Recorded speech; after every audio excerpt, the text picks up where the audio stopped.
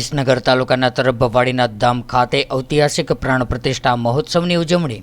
મહેસાણા જિલ્લાના વિસનગર તાલુકા ખાતે આવેલા રબારી માલધારી સમાજની ગુરુ ગાદી પાવન ધામ વાડીનાથ મંદિર નિર્માણ પામેલ નવનિર્મિત મંદિરમાં શિવાલય પ્રાણ પ્રતિષ્ઠાની ભાવભક્તિપૂર્વક અને હર્ષોલ્લાસ સાથે રંગેચંગે ઉજવણી કરવામાં આવી રહી છે. જે અંતર્ગત આજરોજ મહોત્સવના ત્રીજા દિવસે 1100 કુંડી મહાયજ્ઞનો શુભારંભ કરવામાં આવ્યો હતો, જેમાં 15,000 કરતાં વધુ શિવ ભક્તો દ્વારા 51 લાખથી વધુ આહુતિ આપવાનો વર્લ્ડ રેકોર્ડ સ્થપાશે. આજના 1100 કુંડી મહાયજ્ઞ સાથે મોટી સંખ્યામાં શિવ ભક્તો શિવકથાનું રસપાન કરવા વાડીનાથ ધામ ખાતે પધારેલ છે. તેમજ વાડીનાથ ધામમાં નવીન શિવાલય પ્રાણ પ્રતિષ્ઠા પ્રસંગે વાડીનાથ ધામના મહંત જયરામગીરી બાપુની રજત તુલા કરવામાં આવી હતી. ત્યારે આ પ્રસંગે વાડીનાથ ધામ મહોત્સવના ત્રીજા દિવસે શ્રદ્ધાળુઓનું ઘોડાપુર વાડી ધામમાં ઉમટી પડ્યું હતું અને ભાવિક ભક્તોએ શિવકથા, 1100 કુંડી યજ્ઞ અને વાડીનાથ મંદિરના દર્શન કરીને ભાવિક ભક્તોએ ધન્યતા અનુભવી હતી. ઉત્તર ગુજરાત વિસનગર તાલુકાના તરફ વાડીનાથ ધામ ખાતે આયોજિત આ ઐતિહાસિક મહોત્સવમાં લાખની સંખ્યામાં શ્રદ્ધાળુઓ ઉમટી પડ્યા હતા.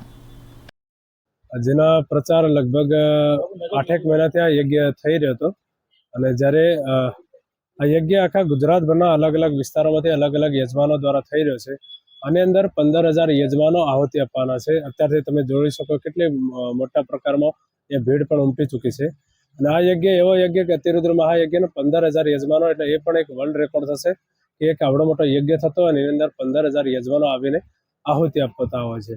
અને જે શિવજી ભગવાનનો સૌથી મોટો યજ્ઞ કે એ અતિરુદ્ર મહાયજ્ઞ છે. 5 દિવસનું આયોજન આજથી શરૂઆત થઈ ચૂકી છે અને 5મા દિવસે પ્રાણ પ્રતિષ્ઠાના દિવસે જ્યારે પ્રાણ પ્રતિષ્ઠાનો કાર્યક્રમ પૂર્ણ થઈ જાય એના પછી યજ્ઞનો કાર્યક્રમ પણ પરિપૂર્ણ થઈને શ્રીફળ હોમનો કાર્યક્રમ રાખવામાં આવશે.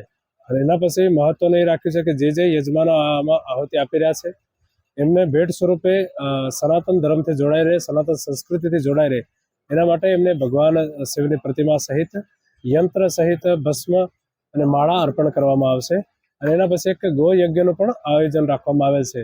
કેમ કે ગાવો વિશ્વસ્ય માતરઃ, ગાય આખા વિશ્વની જ્યારે માતા હોય એટલે ગો યજ્ઞ પણ આપણે કાર્યક્રમ રાખ્યો છે અને ગૌદાનનો પણ મહિમા વધે એના માટે લગભગ 101 જ્ઞાનનું દાન પણ વાળનાથ મંદિરમાં સેવકો દ્વારા અર્પણ થવાનું છે.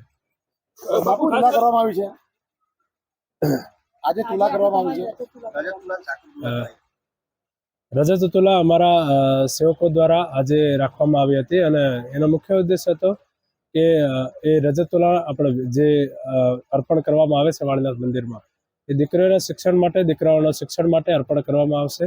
અને ભવિષ્યમાં જે અમારી યોજનાઓ છે, ગુરુકુળની યોજનાઓ હોય કે જે અમારી અત્યારે વર્તમાનમાં જે સંસ્થાઓ ચાલી રહી છે, ગાંધીનગર હોય, અમદાવાદ હોય, એના અંદર ખૂબ સારી રીતે વ્યવસ્થા થાય એના માટે અમે અર્પણ કરવાના છીએ. 51 લાખ આહુતિ પણ આપવામાં છે, એ પણ રેકોર્ડ બનશે.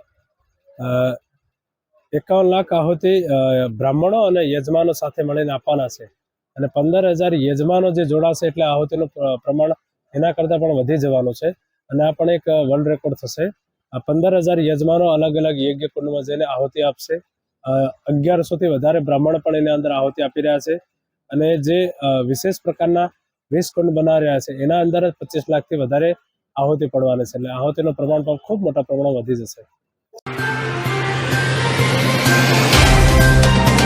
तो व्हाट्सएप, ट्विटर, फेसबुक, इंस्टा जहाँ भी आपका अकाउंट है, इसे शेयर बटन के द्वारा वहाँ पर शेयर करें.